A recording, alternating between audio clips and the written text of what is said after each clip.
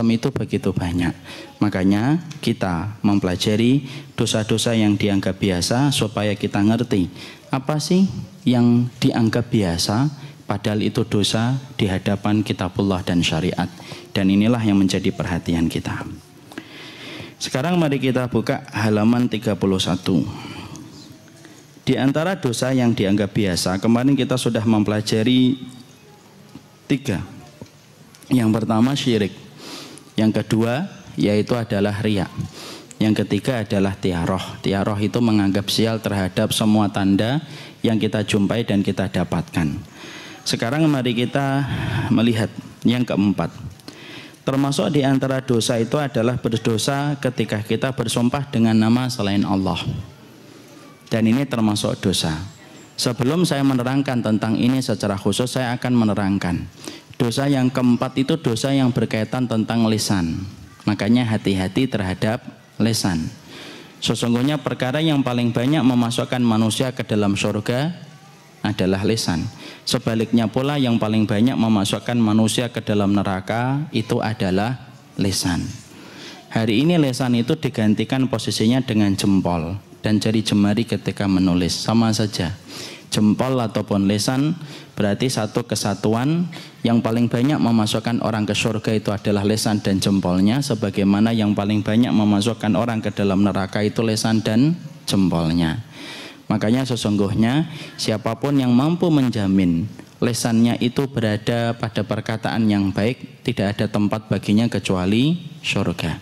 Dan tidak ada yang mampu melalaikan masalah lisannya kecuali tempat kembalinya itu adalah neraka. Makanya kalau ada orang bertanya, perkara apa yang saya harus jaga ketika saya ingin menetapkan surga menjadi tujuan akhir hidup saya, maka peganglah lisan kita dan jempol kita. Itulah perkara yang menjadikan kita terjaga dan memasuki surga. Kalau kita kemudian ditanya apa perkara yang paling mudah memasukkan kita ke neraka, lepaskan lisanmu, liarkan jempolmu, maka kamu akan mudah untuk masuk neraka.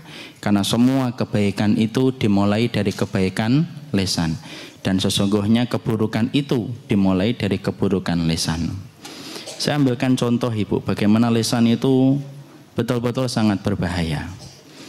Saya mendapati ada salah satu tokoh sekuler yang bernama Toha Hussein. Toha Hussein ini buta Ibu. Dia merupakan salah satu tokoh liberal di daerah negara Mesir. Ternyata saya pernah membaca satu tulisan menerangkan bagaimana seorang Toha Hussein ini menjadi liberal dan sekuler. Orang kita paham ya, orang sekuler dan liberal itu mendiskreditkan dan membenci setiap syariat yang ada di dalam Al-Quran dan As-Sunnah. Toha Hussein ini salah satu dulunya itu anak kecil yang gemar menghafalkan Al-Quran. Tapi Toha Hussein itu buta. Jadi Toha Hussein itu buta Ibu.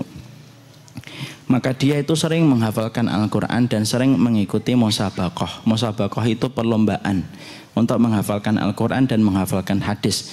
Toha Hussein kecil hidup dan berkembang bersama dengan kesenangannya untuk menghafalkan Al-Quran dan hadis. Maka ketika dia mengikuti musabaqah yang diselenggarakan oleh Universitas Al-Azhar bersama dengan guru-guru besarnya Al-Azhar itu, pernah dikisahkan ada sebuah kejadian ketika Toha Hussein itu mengikuti perlombaan. Ketika dia mengikuti perlombaan tersebut, maka nomor urutnya jatuh kepada Toha Hussein untuk maju. Panitianya salah satu guru dan salah satu syekh pengajar di Al-Azhar.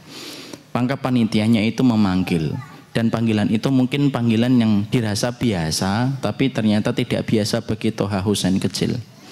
Syekhnya itu memanggil Toha Hussein, ya faqidal basar, anak kecil yang kehilangan penglihatannya, atau hai anak kecil yang buta. Panggilan itu ternyata sampai kemudian membuat Toha Hussein kecil itu terluka ketika dia dipanggil bukan dengan namanya tetapi disebutkan keadaannya. Anak kecil yang buta, maju.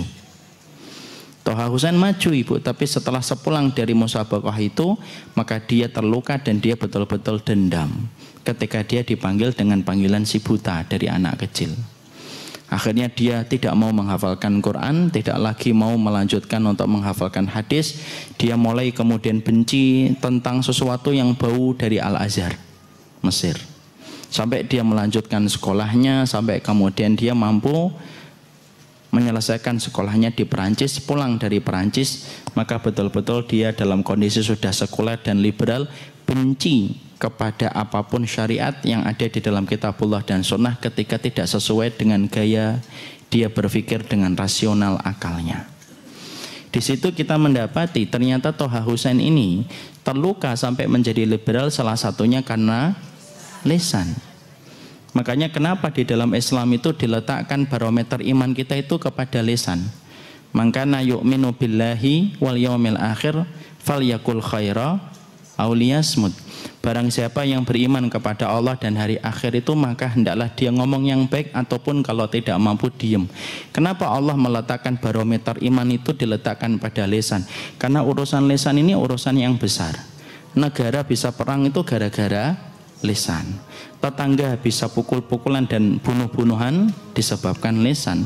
Dan berapa banyak wanita yang mereka tidak jadi mendapatkan surga itu juga disebabkan karena lisan.